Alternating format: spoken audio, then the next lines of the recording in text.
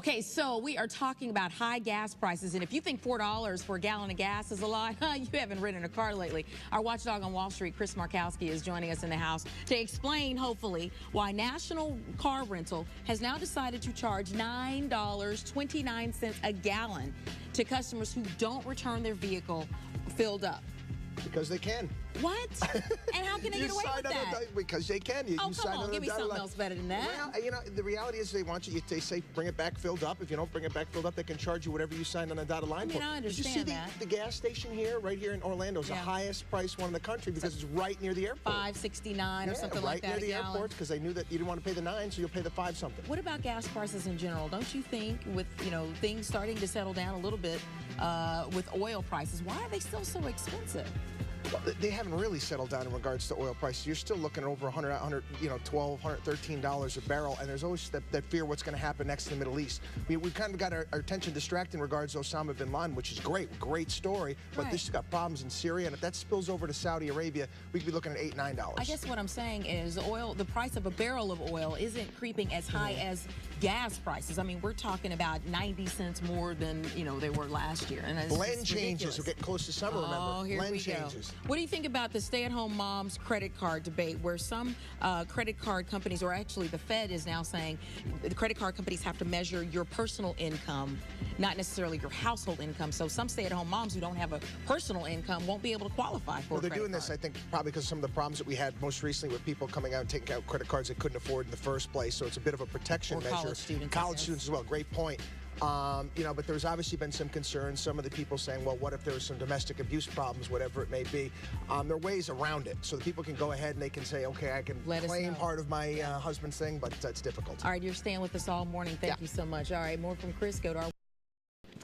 Hey, if you think $4 a gallon for gas is pricey, wait until you go to National Car Rental and they charge you $9.29 a gallon if you don't fill up. We got the watchdog on Wall Street, Chris Markowski, joining us once again. Chris, how are you this morning? Not too bad. All right, so some people find this to be offensive, that this car company would charge you $9.29 a gallon. It doesn't offend me. Right. Because I would never pay it. Right. Because I would fill up before I return my car. Right. Explain to folks why they do that, the car companies, because they want you, they want you to fill it up so that they don't have to go through the trouble, the man hours, and to fill the car up. But then also, if you forget to do it, then they're going to turn that profit. There's no doubt about it, but there's also extra man hours involved too. They want to try to keep their costs as low as possible. If they have to keep somebody on board at the car rental place that has to fill up the car, has to deal with all this nonsense, it's obviously going to raise everyone else's costs. So you're basically, by doing this, they're going to help keep the cost down so everybody can drive. They're incentivizing you with that $9.29 to fill it up at $4. Brilliant. A cheap $4 a gallon.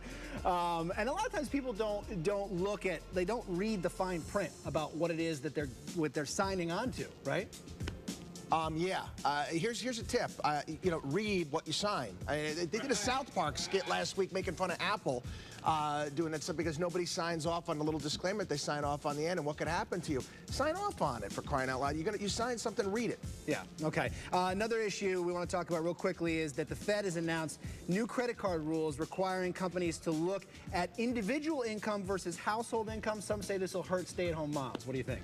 I don't understand why. I mean, you can get a credit card through your husband. You can use his credit card, various different things. I think that they're kind of concerned. I can understand that in regards to domestic abuse situations. All right, thanks, Chris. More questions for Chris? Send them to us at dailybuzznow.com.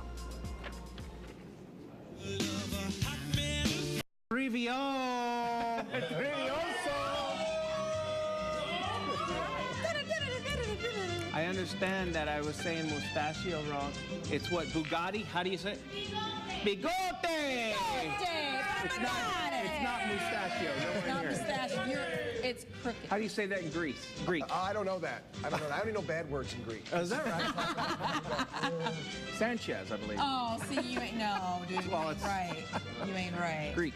Alrighty, here we go. We are going to jump into here we go. We're going to jump into Cinco de Mayo trivia. Here's our first one. Approximately how many Mexican Americans are U.S. military veterans? $369,630,000, or $1.2 million. And I neglected to say hello to Chris Markowski, who's joining us. All right, Andy. I guess 1.2 million. All I'm right. gonna go 1.2 million. I'm going to go, what was it, 630? Yes. 369,000. Oh, three. Whatever the second one. All right, and Chris Markowski. 630. You are right on the money. It is the 630,000. There you go. And by the way, I thought you said the other one. Thanks for throwing the scripts on the floor. It's okay.